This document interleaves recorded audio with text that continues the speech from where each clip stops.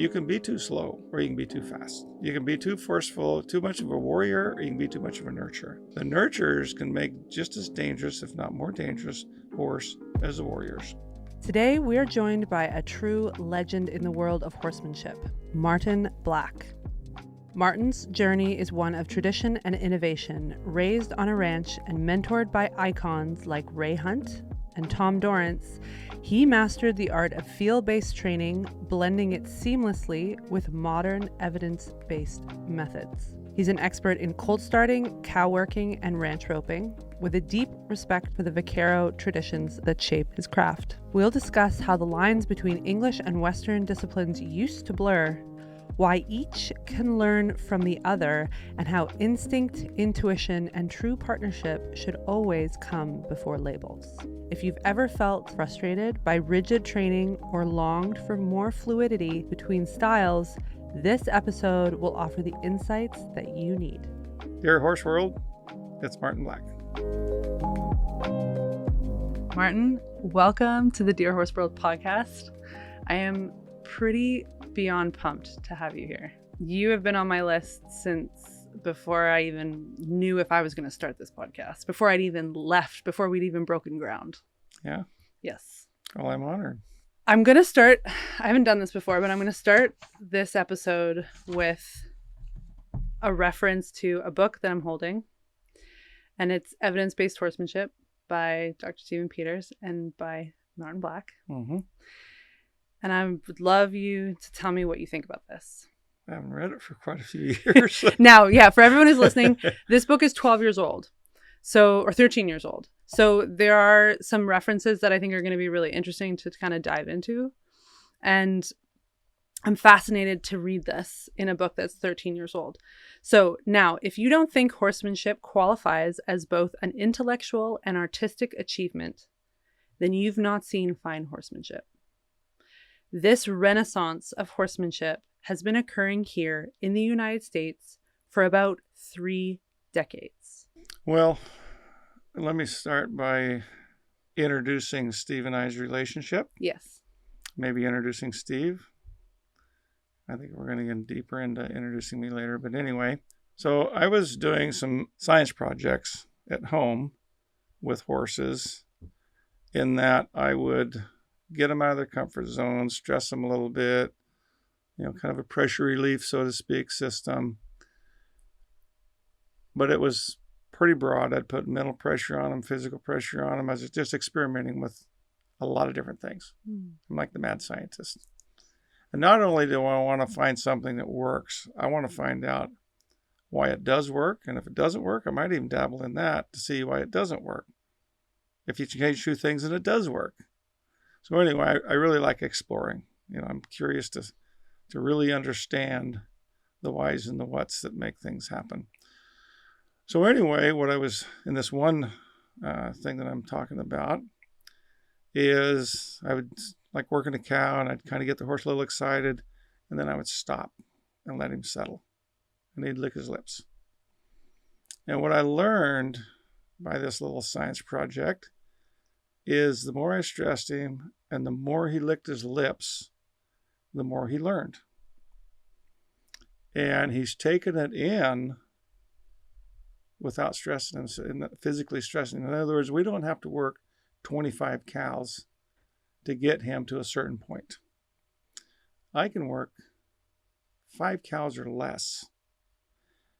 And implementing this dwell time properly, he would be better than a horse that maybe I would have previously worked 25 cows on to get to that point. Same thing starting colts, any kind of educating the horse. But say the same thing with colts. I'd let him get a little bothered. I look at it like we take him out here to the edge of the world, bring him back, and let him get comfortable. What Steve calls homeostasis. I didn't know what that word was till 2 or 3 years after the book was written. I'd hear it. I never could remember what it meant, which is true of a lot of those words. I mean, I did not do good in school, so this was a foreign language for me to learn, and I'm still trying to learn English. But anyway, I would stress him, take him out, to the edge of the world, bring them back, take them back out there. Well, pretty quick, they're looking forward to going out there because they come back and it feels so good. Like you can't have pressure without relief, and you can't have relief without pressure. It's not effective. So if the horse is comfortable, he's standing underneath the shade tree with a full belly, he's not going to do anything unless you go to the shade tree and make that uncomfortable. Now he's going to move. He's going to look for something else. So it can't just be comfort. And a lot of people go about it with the treats. You get a treat to get them to do something. Not saying that doesn't have its place if you have trouble catching a horse or teaching them tricks or whatever. But if I'm going to take a 10-hour ride out on the ranch and work all day, his appetite is not going to last that long if I give him a treat every time I want to turn right or left. So I got to have something else working. He is going to look for the best deal all day long. So if I can put pressure on him when he's going right and I want him to go left, he's going to go left to seek relief, right? And when I don't want to go left anymore, I put pressure on him and he's going to go right to seek relief. So I focus on getting him to look for the relief, where a lot of people, I think, focus on putting pressure on him. And again, it takes pressure relief to be effective. But what I see is a lot of people, especially if they're pretty aggressive, it's a pressure and more pressure system, not a pressure and relief system. They're still stressed with less pressure. They're just not as stressed.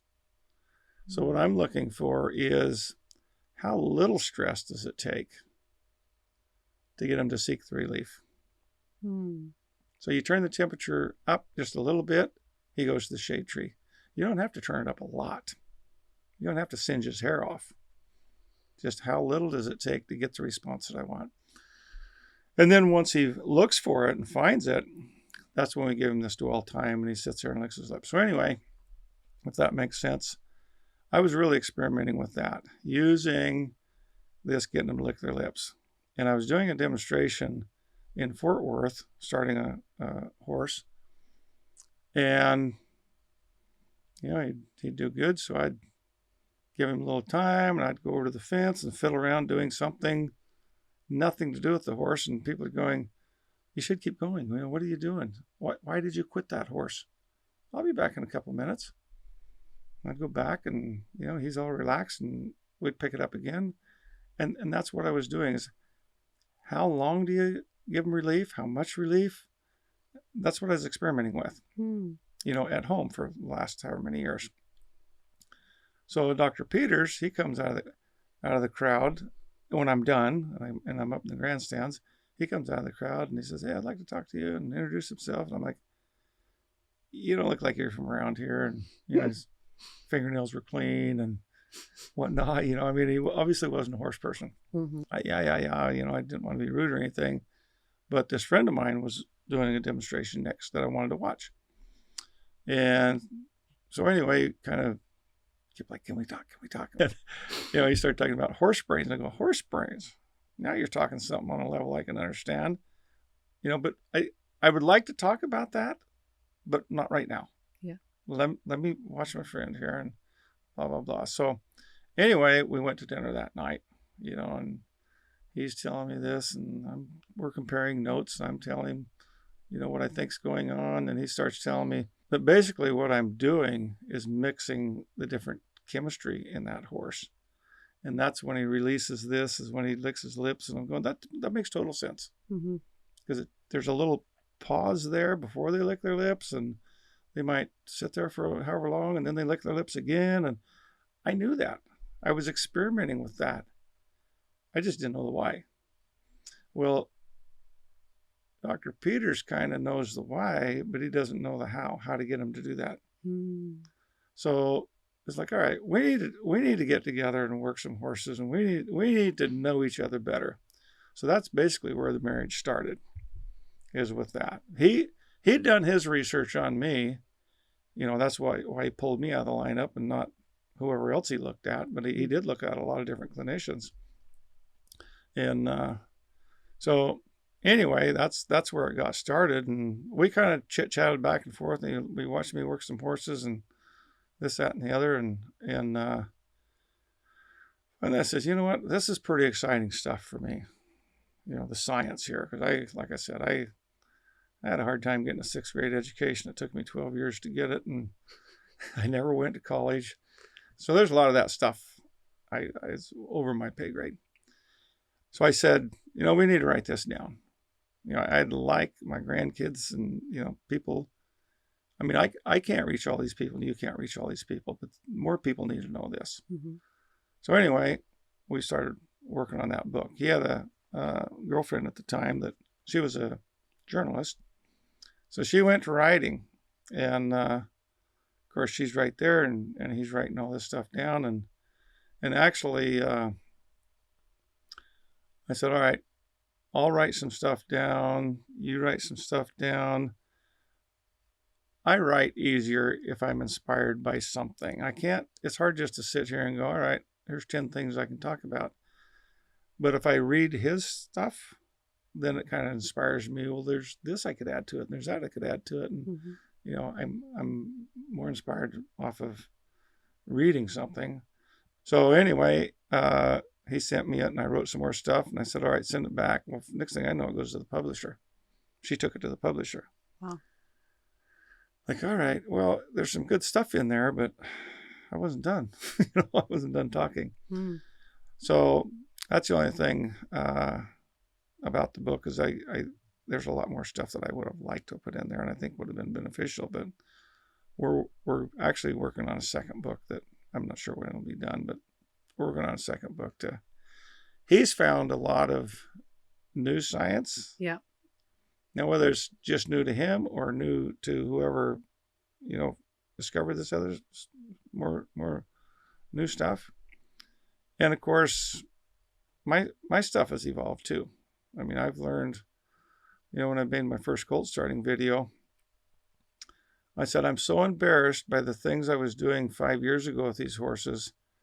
In 5 years from now, I'll probably want to retract all these videos and burn them and put a more modern one out, more updated one. But it's interesting. And that's been like 15 years ago that I made that. So. Well, and I think you're not alone in that. I had Mark Rashid in the studio, and I asked him, what book represents, how you currently feel, and he said, well, every book is a reflection of where I was in that moment. Yeah. And I'll read something and I'll think, oh, I don't really feel that way anymore. So You're not alone in that. Yeah. No, I think, we mature and things evolve with what we're doing. And, my whole stuff is slowing down. Even 10 years ago, I was more competitive and, go fast and furious and keep your horses, keeping up with you and everything. And I'm not in that big a hurry anymore, So it evolves. You say that there's things in this book that you would you'd have liked to add. Could you hint what a couple of those things are? Well, not specifically I'd have to read the book again. But yeah. I mean, it's been 12 years since we've done that. But basically, I go out and I rounded up all these ideas and wrote them down. But I wasn't even trying to round up everything. I was just rounding up, thinking that we would come back and I'd round up some more later on. Yeah. And the later on didn't come. But it hasn't changed. And I wouldn't say there's probably anything in there that I would say, that that's totally wrong or that's not fitting anymore. I mean, it doesn't change. It just evolves into something better.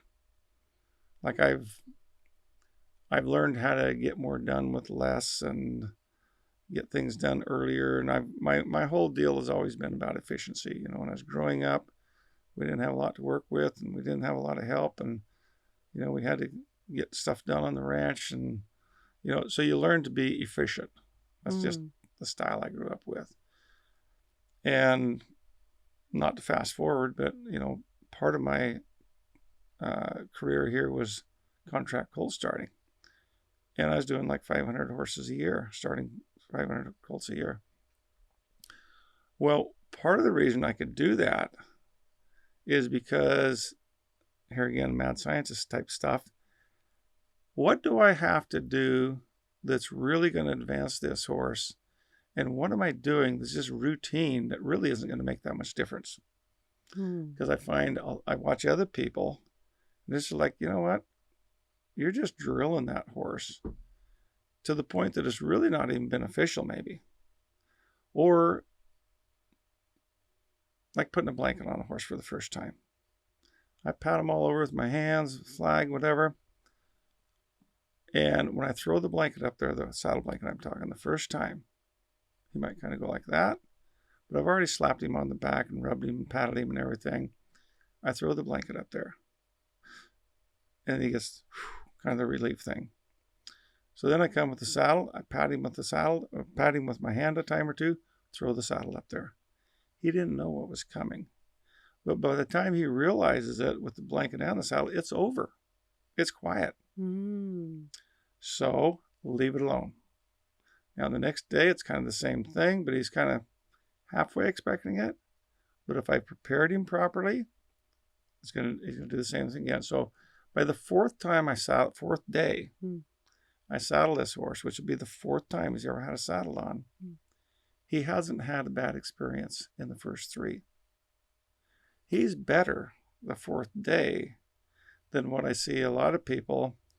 They throw the blanket up there 20 times and they go to the other side. And now the horse is getting a little bored and he's fidgety, or he's getting annoyed and pinning his ears. And then they open a whole other can of worms that they got to, come back to where they started. And the horse was really ready maybe the first, second, third time, and then it goes downhill from there.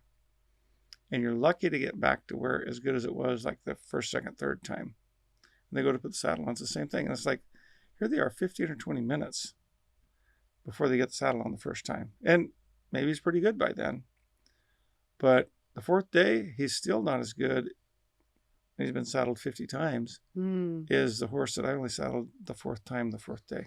So it sounds like less is more, and less is more. And we've been having these really interesting conversations. And one of the things that I've really come to glean from all of your wisdom is when you're starting 500 colts a year, when you're working thousands of acres of land with horses, when you are having to ride multiple horses, you got a laundry list of work you got to do that day.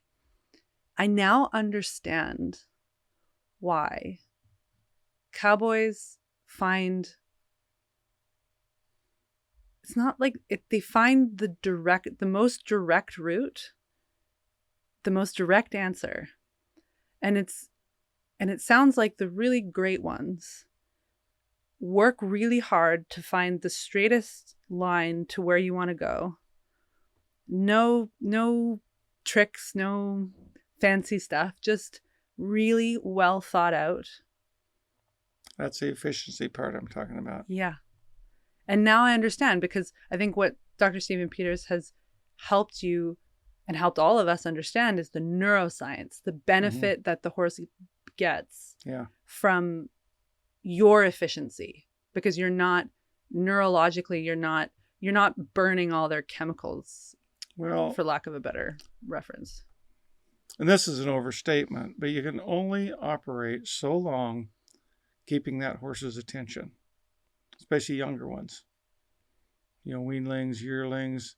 As they get older, their attention span gets longer, just like kids.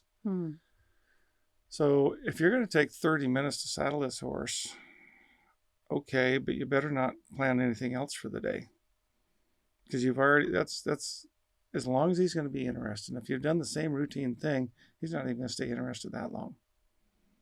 So again, like you said, you look for the quickest way to get there and then get on with it. Go on to the next thing.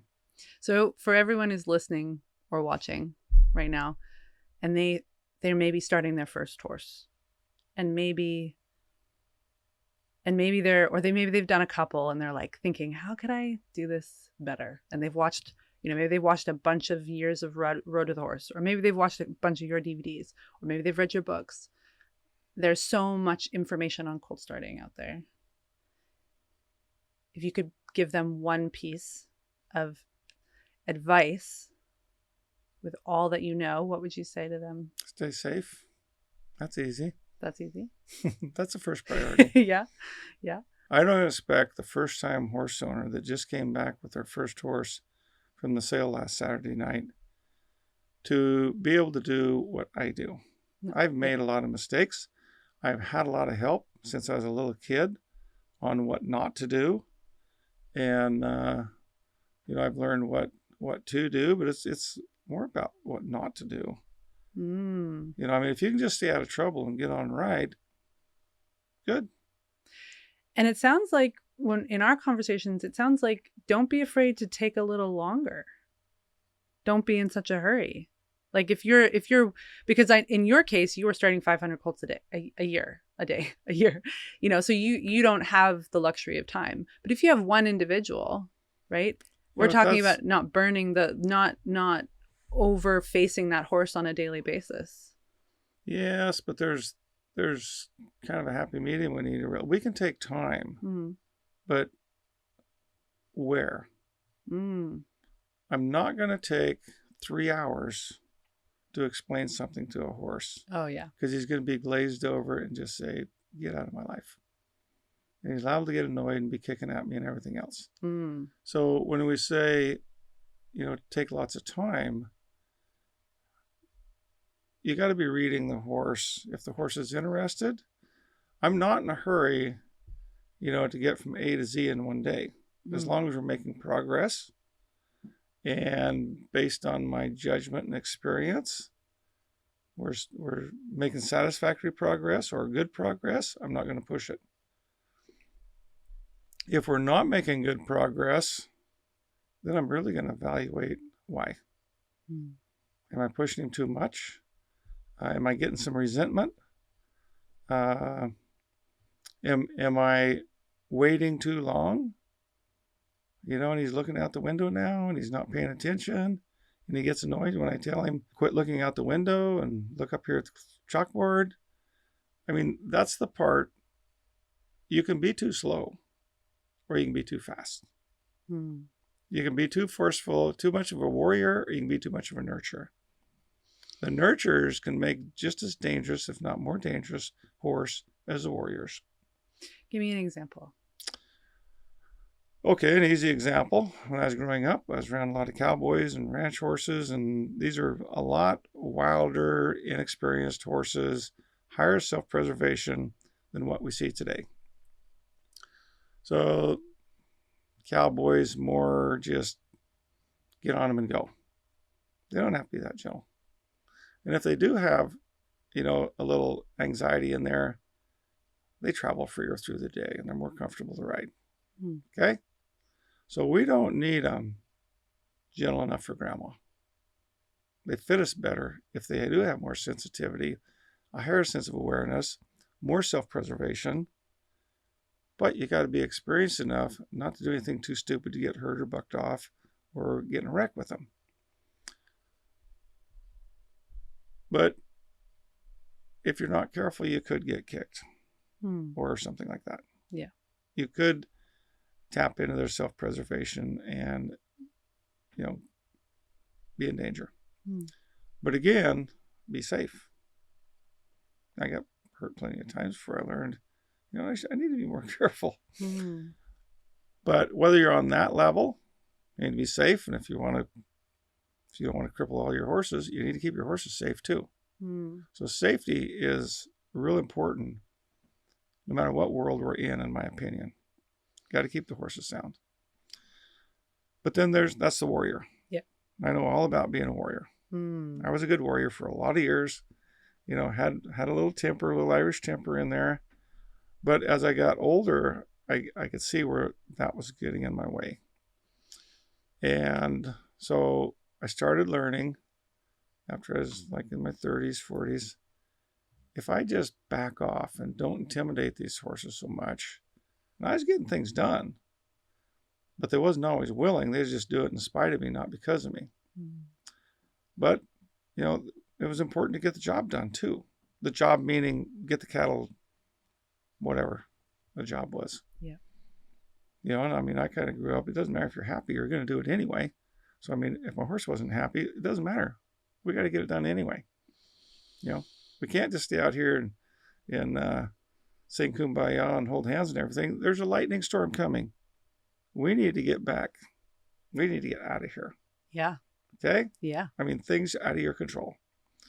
So anyway, back to the nurture warrior. The nurture, now this isn't so much a working horse, a working animal. It's a companion animal. Mm. So we want to feel the love and whatever. And like with me, I like my horse. I like my horses to like me. But we got to do it anyway, like I said. With or without the love, we got to do it. Right. And in the nurture world, we don't want our horses afraid of us.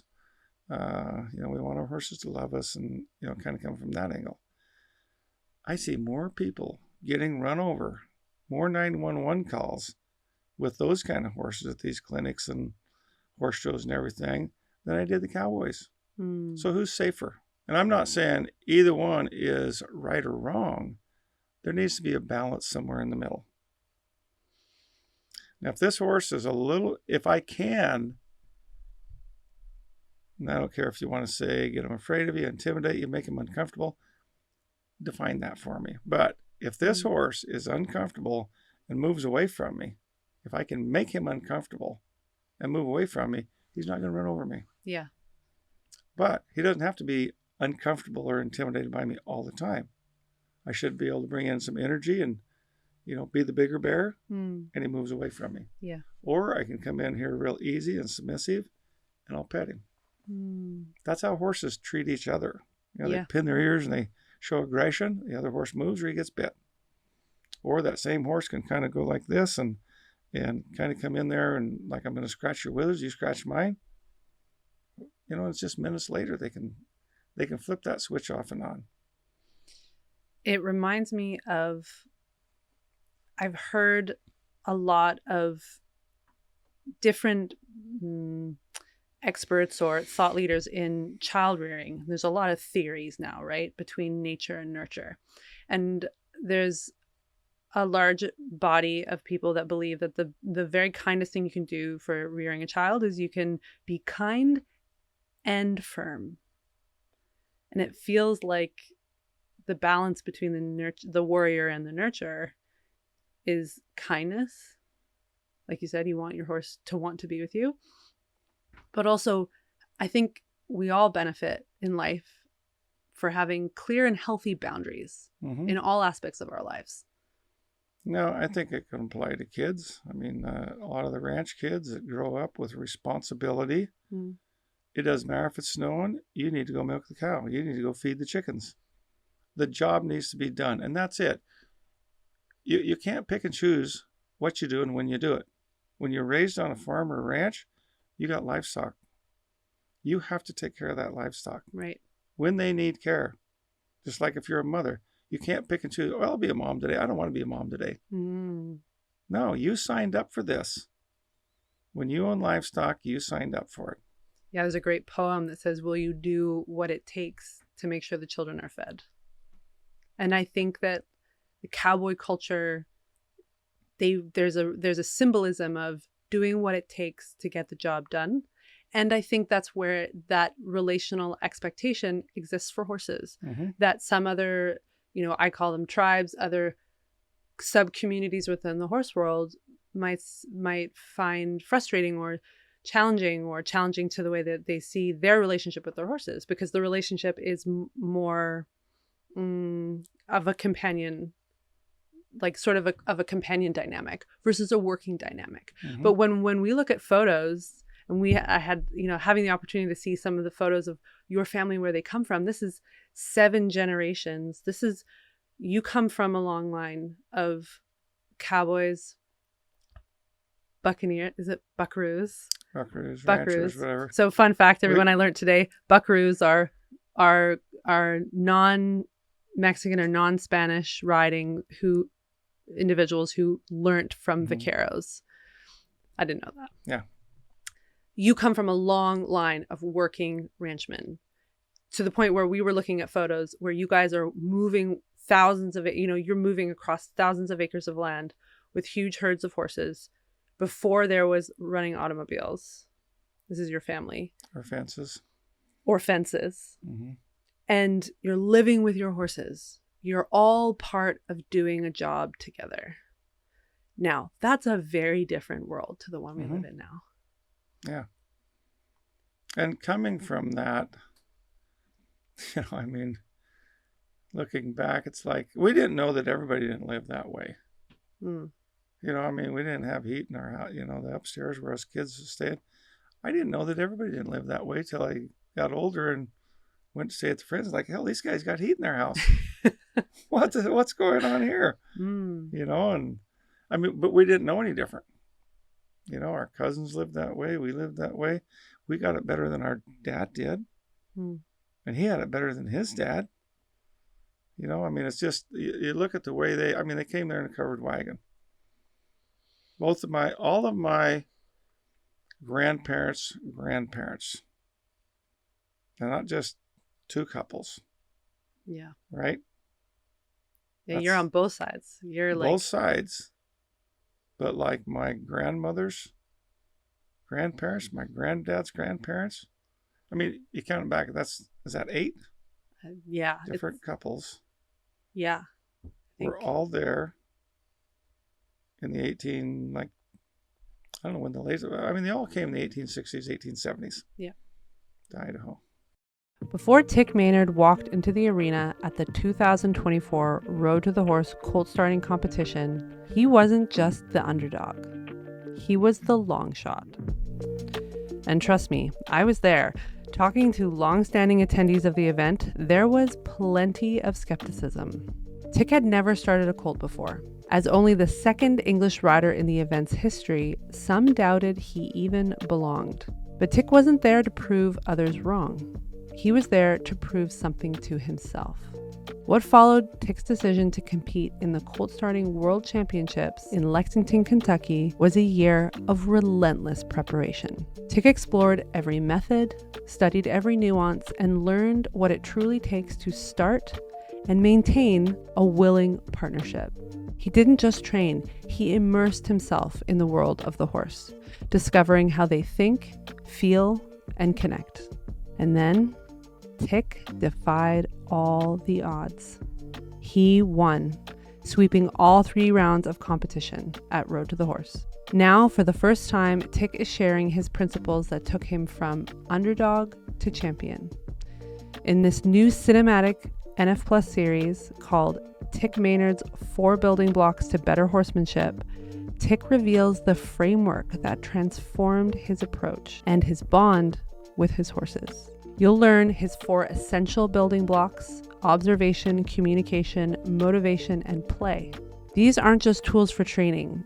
They're the foundation for trust, connection, and the kind of partnership every rider dreams of. So if you've ever wondered what it takes to truly understand your horse, to train not through force, but through connection, there is no better opportunity than this. Tick Maynard's 4 Building Blocks to Better Horsemanship is coming soon on NF Plus. Start your journey today with a free trial at noelfloydplus.com. I want to ask you maybe a difficult question, but what have we gained and what have we lost from not working? Because, well, first of all, why don't you share, you told me that there's a line in the sand. In our history with horses, there's a line in the sand, at least in the last sort of 100 years, where things changed. When is that? What is that line? Well, the mechanized revolution. Now we don't have that purpose for horses that there was prior to that. We depended on horses for transportation, for working animals, farm animals, the cavalry for war. It was huge compared to what it is now. I mean, that's what my family raised horses for 3 generations, actually. 2, going on 3 generations before the Second World War, we're talking. And that was their livelihood, is raising, breaking, and selling horses. That's what they done. And after the war, the Army really converted. Well, they didn't have a cavalry coming out of the war. They had a cavalry going into the war. Hmm. But they dismantled the cavalry during World War II. Well, the only cavalry they had after World War II was for show, not for military use, actually. And farming, there was still people farming, haying with horses. We can look around, still find people that farm with horses. Yep. But they're definitely a minority. Where before the war, and even before World War I, everybody done it. Very few people had tractors prior to World War I. So if we have that relationship with horses, do you feel we are more likely to objectify them when they become like a tool versus like a fellow employee, for example? Well, it depends on what you think of your fellow employee, I guess. Yeah. But going back to, the companion animal versus a working animal. Yeah. If you have a horse in harness doing whatever, whether he's, carrying the mail on the stagecoach or, a farm horse or, the horse on the ranch, we're not going to ask him, do you feel like coming to work today? How do you feel about working the second half of the day? No, it's not a choice. We got to get this job done. The mail has to go through. Yep. I didn't tell you this earlier, but my granddad's granddad, Black, he carried the mail from from Glenn's Ferry to Silver City, which is about 70, 80 miles. And he had to swim the Snake River. He'd done this, I can't remember if it was twice a week or 3 times a week, but he had to swim the Snake River because there's no crossing. With the horse? With the horse. He had to swim the Snake River to get the mail. He had to swim the Snake River to come back. Wow. And I think he'd done it twice a week. Wow. 52 weeks out of the year. So he'd go to Glenn's Ferry, get the mail, swim the river, swim back, come back to his house, get a fresh horse. The next day, he'd take the mail to Silver City. Now, Silver City, you go through like a 8,000 foot pass. So in the winter, a lot of times he'd tie his horse and put his snowshoes on and pack the mail in there. Point is, he didn't ask his horse, do you feel like swimming the river? Do you feel like going up into the snow? Yeah. No, they just done it. That was their only cash flow. They raised horses, they done other things, but that wasn't a cash flow thing. So it's interesting because as you're speaking, I'm thinking of 2 things. So is that called the Pony Express? No. In Idaho? It's called the Pony Express in Wyoming. No, the Pony Express was something different. Oh, okay. No, this was just the mail route. This is just the regular mail route. The Pony Express was decades before. Oh, okay. Yeah. So it makes me think of, we went up into the mountains with our horses in Wyoming, and it got so technical and so steep that at one point where, and it was cold, we got off and we were walking alongside our horses and we're like navigating, steep, rocky terrain. And I remember walking out of that experience and I literally put this on social media. I said, nothing will bond you with your horse quite like technical mountain riding. I genuinely felt that. I walked out of that mountain pass more connected with my mare than I was before because we went and did a hard thing. We came out okay. And then there's all this, if Steve were sitting here, he'd say a lot of neuroscientists, even in human behavior, will say that's a lot how bonding is formed even between people. That's how we build resilience. So these are core skills we need as human beings. And when I walked out of that mountain pass in Wyoming with my mare, I was like, we are stronger than we were, than the horse and rider that went into that mountain pass. Mm-hmm. And so when you talk about some of the things that your uncle, like these men and these horses did, it reminds me of this belief that, like you said, you take them to the edge of the world, but then you come back, you do something really hard, but then you're okay. I can't even imagine how your uncle would have, is it your great uncle or your uncle? My great-great-granddad. Your okay, man, I'm really sorry, Martin family tree. Your great-great-granddad, how bonded he would have been to his horses. They're swimming across the Snake River together. His life depended on that horse. And I've been in plenty of situations where, just like you're talking about, you're in tough terrain and a misstep or something, you can get your neck broken. There you are laying out there dying. Yeah. So I have a huge respect for my horses in situations where, and I trust them to take care of me. Mm. And, you know, I think to whatever extent, if you want to talk warm and fuzzy, I think they learn to trust your judgment that you're not going to get them in trouble. Yeah. You know, so it's like, and I work on that with my horses from day one. You know, I'm going to get them to do challenging things. Mm. We can do this. Don't tell me you can't do it. We can.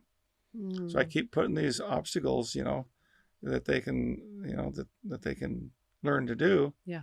And pretty quick, it's, you know, I just feel like I could, well, Tom Dorrance would say, you know, it feels like they would climb up a telephone pole or go down a badger hole for you. They physically can't, but if you ask them to do it, they would feel like they're going to try. And that's the feeling I like. But, you know, I've been chasing livestock and a big bank come up. I said this earlier. And I know this bank's about 10 feet high, maybe 12. And I can see a trail going out the other side. And I need to keep up.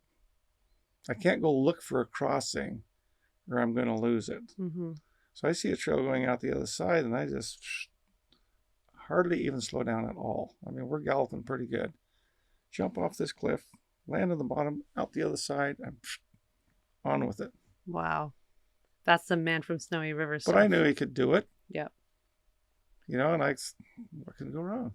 But what you're talking about is empowerment, and I think empowerment comes from self-belief, and I think self-belief comes from resilience, right? And resilience needs to be earned. You don't just get it. It's not like a credit that you're born with. Well, I wouldn't have run a, you know, Colt up there with 10 rides, and he would not have done that. And I wouldn't have wanted him to. Mm. You know, but this is an old seasoned horse that's been around the ranch. I mean, you might have needed 40 acres to turn him around, but he was really good about a lot of things. Mm. And that kind of stuff, he was good for. It reminds me of this idea of like, you talk a lot about asking horses questions, giving them challenges, right? And even in this book, Steve talks about what that does to your brain. And I know that there's a lot of really interesting science out there to show, like, if you learn a new language, and as we get older, we challenge ourselves less. So our brain becomes less remarkable looking, right? Mm-hmm. We're not building all of that neuroplasticity that we would when we were learning new languages or meeting new people or going to new places, basically being uncomfortable. And when I was looking at those photos of your family, I was looking at people were sleeping outside, people were sleeping with no heat, people are traveling. So they're basically uncomfortable physically and probably emotionally a good amount of time. They're in community, but they're, you know, you're uncomfortable, like you're doing difficult things. Yeah, but uncomfortable is a state of mind to a way greater extent than what people think. Doctors might argue with me, but you know, like people say, oh, I'm cold. My face is cold. And I'm thinking, can you still feel your feet? Can you feel your hands? Or your ears numb? I mean, when you can't feel parts of your body, now we can talk about being cold. Yeah. But growing up, that was expected. Yeah. You did not expect your feet to stay warm. I mean, and they're not just cold. You can't feel them. They're numb. Yeah. When your hands, they're numb. Yeah. You know, I mean, if you're going to go to the bathroom, you got to sit on your hand or do something to warm your hands up because you can't even move your fingers. Wow. Now, at least that's colder than my face is cold. I'm thinking you can still move your fingers. You can't be that cold. It's a spectrum, right, of discomfort. That's my point. Yeah, there's a spectrum of discomfort. That's my point. We did not even think about being cold. We did not even think about being hungry. We didn't think about being thirsty. We didn't think about any of that stuff. I'd go with my granddad and, you know, maybe we'll eat today, maybe we won't. We'll probably eat tomorrow if we don't eat today. But you didn't think about, oh, it's lunchtime, I'm hungry. Don't even think about it.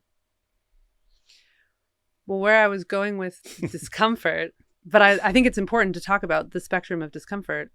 Where I was going with it was I actually have come to really appreciate and respect that a lot of learning and a lot of becoming a better horseman or a horsewoman is basically getting real good at being uncomfortable, right? Like getting real good at learning something new, figuring something out.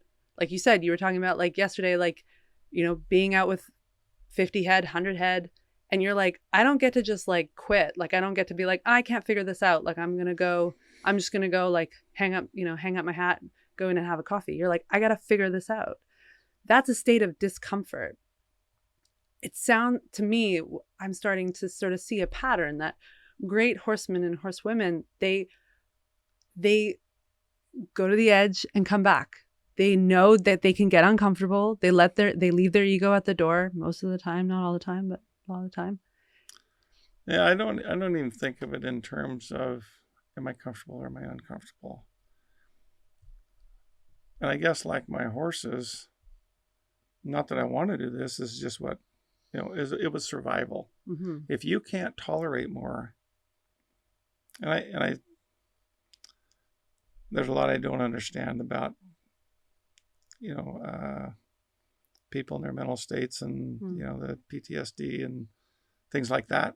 Yeah. I'm not educated in that, and I'm not going to pretend to be.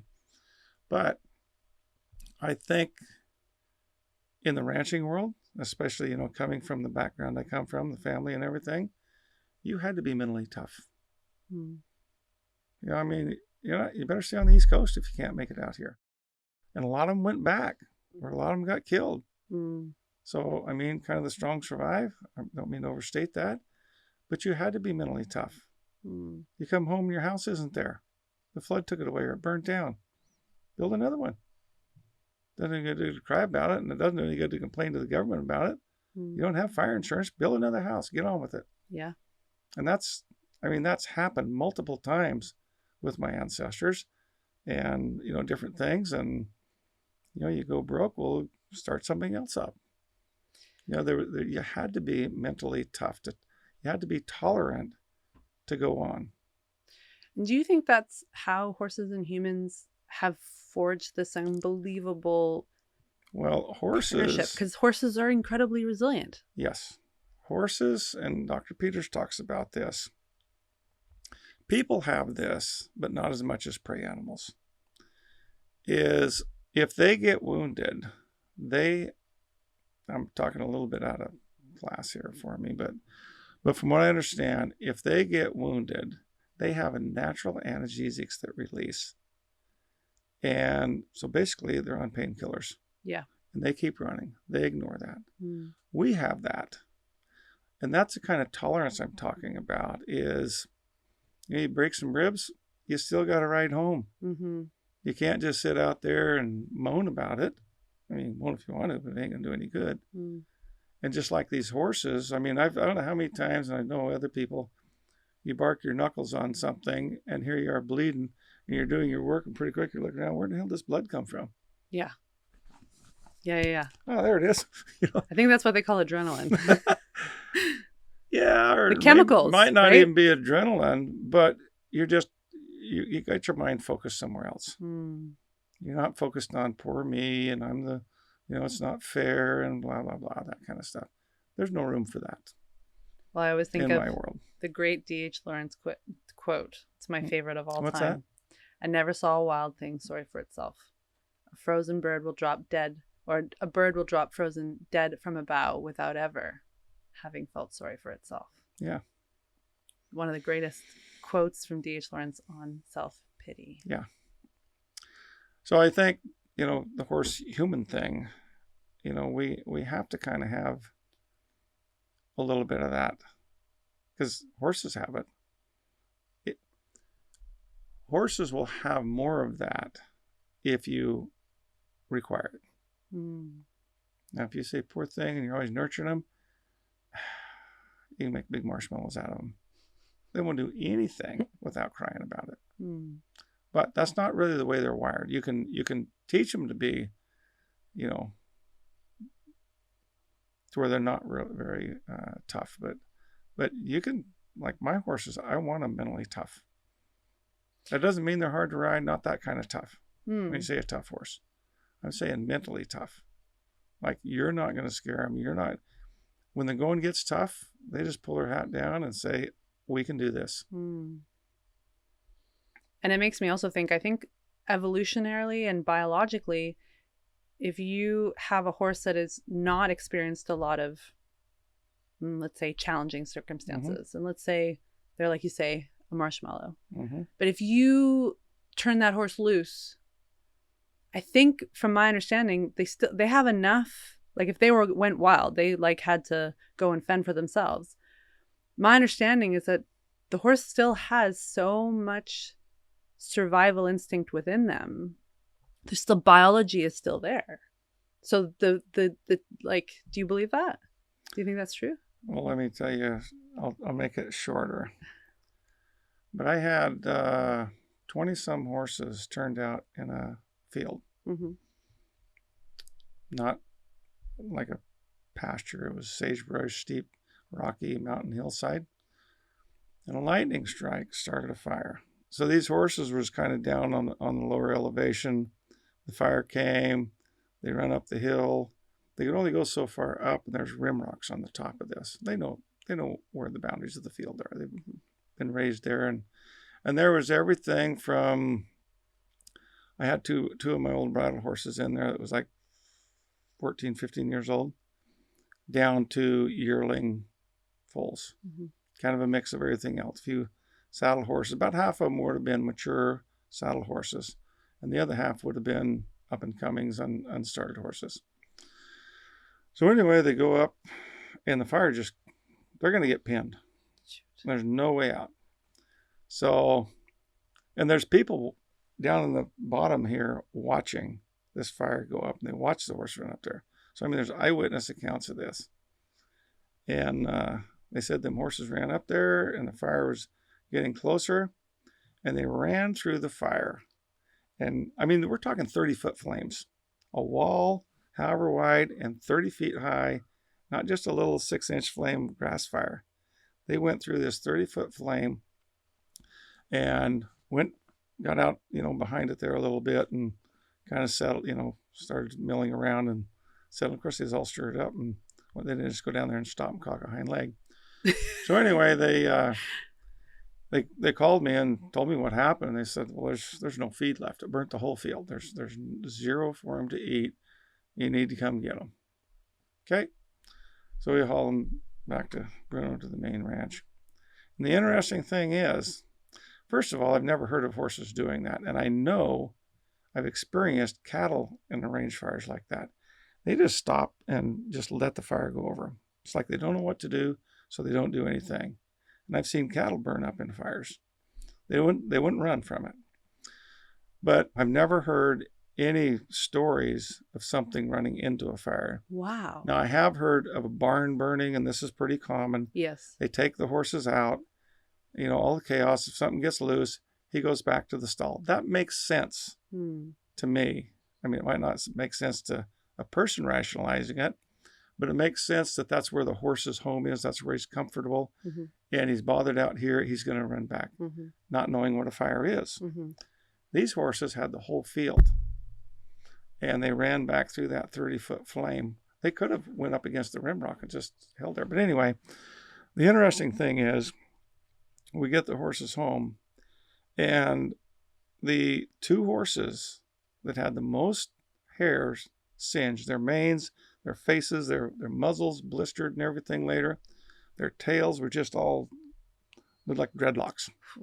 The manes and tails were, and you could almost just pick who was the most confident horses to the saddle horses, and the young horses, they hardly had any hair singed. Oh, wow. So that told me kind of the chain of command, who went through the flames first, who kind of knocked it down and whatever.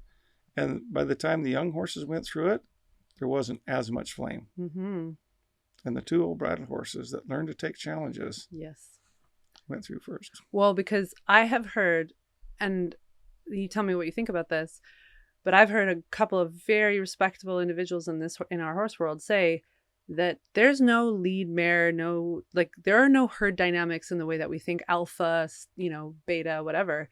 Horses lead through confidence. The most confident horse per situation is the horse that leads the herd through a circumstance. And it sounds like that example is a tremendous example. Now, if a horse is like, if your old bridle horses are confident in 8 out of 10 circumstances, then they're going to be the ones leading the herd. But I've heard a lot of observational theory that horses don't have dynamics the way that we traditionally used to think, that they in fact lead through confidence. And so the older horses have more confidence, they have more experience. And it sounds like that example would support that statement. Well, I guess I would agree with that in part, but we do have lead mares. Right. Gotta love a lead mare. Yeah.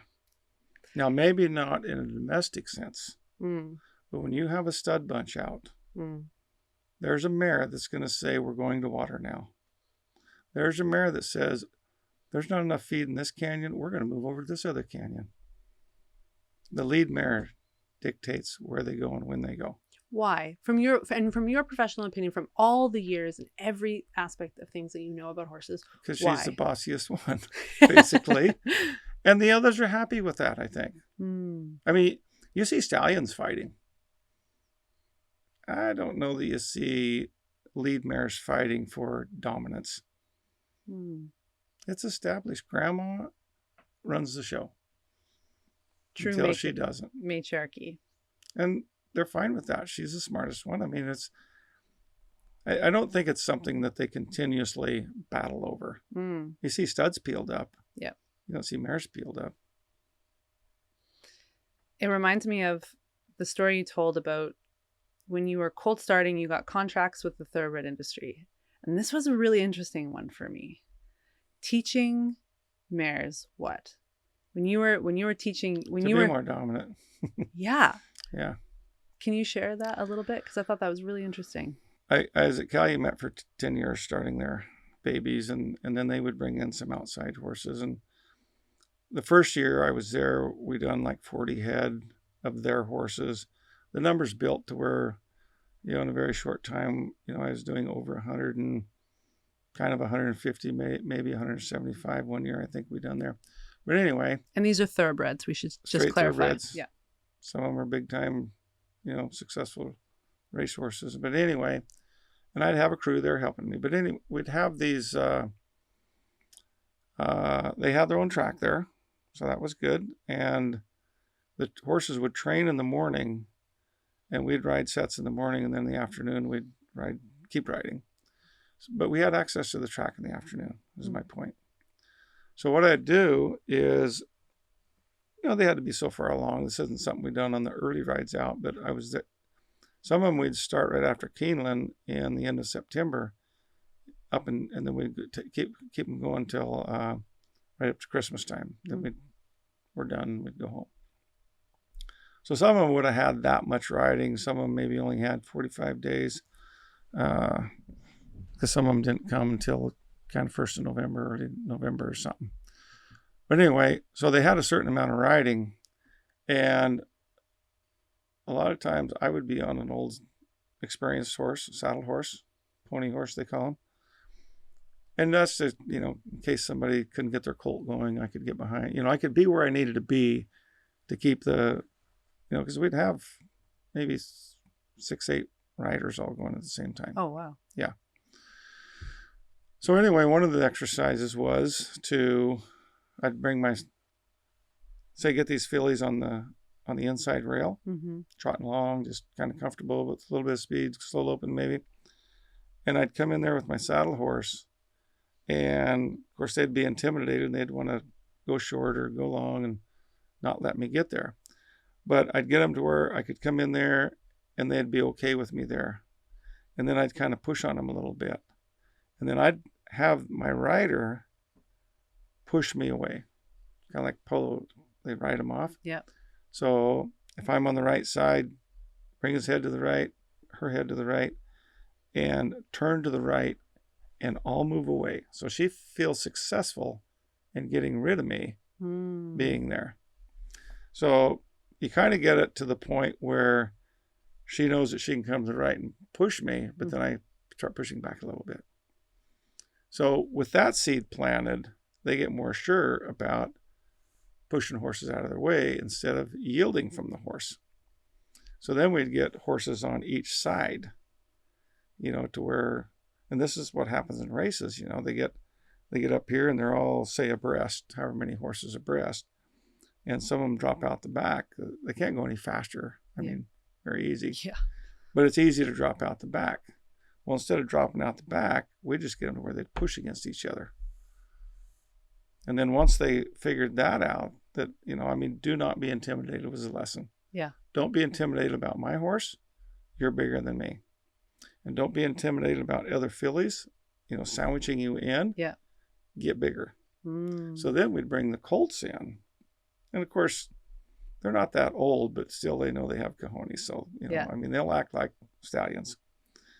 And so them colts would come in, and them fillies would just pin their ears, and I don't care. You're moving. Yeah. And that was kind of a fun project. And some of them got more aggressive than others, but we was teaching them to be aggressive. Yeah, you're mentoring that, like sticking up for themselves and they're being put in situations where they're going to have to be, right? But it reminded me of what they used to talk about with Seabiscuit, how he would turn and look at that horse, and just be like, not today, And when you told me that, I thought, wow, I used to wonder whether that was like a bit of a Disney statement, did that horse really do that? But then you look at photos of him and you go, yeah, he's totally staring that horse down. Yeah. That horse is a warrior. Yeah. And we have celebrated horses as warriors for centuries. And we still do. Some of the greatest, most iconic horses in the last 25, 30 years, think of Hickstead, may he rest in peace. That horse, he captured the hearts and minds of everyone in the show jumping world and beyond, because he was a fighter. He fight every second that he was in the arena. Yeah. And that, I think that captures humans. I think that captures something inside of us. Yeah. Maybe like even a little bit of a reference to when we used to actually go into battle together. Right? Well, again, that's what I like to install in my horses from day one. You can get up on that bank. Yeah, you can cross that creek. And like I say, pretty quick. They don't even think twice. They don't even miss a stride to jump off a 10 or 12 foot bank. But you have to mentor that in them. You can't expect that. It takes time, yeah. Yeah. I think that's one of the greatest lessons, I think, in this podcast is, yes, you can mentor a very resilient horse that's confident, a horse that's empowered, but you have to, watching you in a round pen, everything you do. I remember like last week when I came and you were helping Tick as he prepares for Road to the Horse. I'm watching you and I'm going, wow, everything he's doing, he's thinking how it's going to connect 10 steps later. Or years later. Right? So you're always thinking. You're building a foundation. Right. And if you don't have all the foundation in the right place, when you start building your building, it's going to weaken somewhere. Right. Next week on Dear Horse World, we're back with part 2 of my conversation with Martin Black. One person's perspective doesn't make the other person wrong. There's so many people in today's world, and again, going back to comparing the way we raised our horses and the way Mustangs run is pretty much the way we run our horses.